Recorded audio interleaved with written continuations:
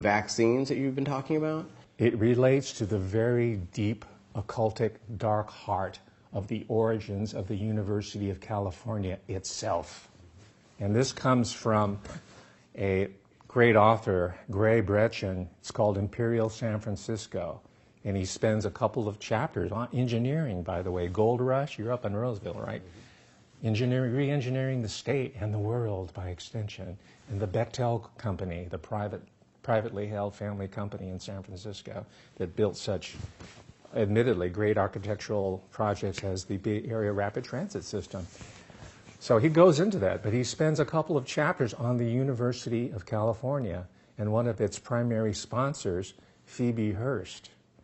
And from what Phoebe Hearst herself consulted, because she was heavily into the occult. And ladies and gentlemen, what we're talking about here, and this is another discussion, it traces back to occult knowledge and very, very deep and dark metaphysical quests or issues that these people are trying to work through. So Phoebe Hearst, and you know her through more probably popularly Randolph Hearst and then Patty Hearst, right?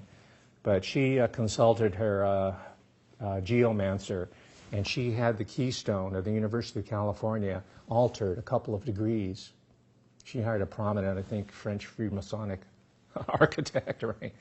She altered it a couple of degrees so that it would point directly to Asia, to the Philippines. So the very concept, the foundations, the keystone of the University of California was pointed right at the heart of Asia.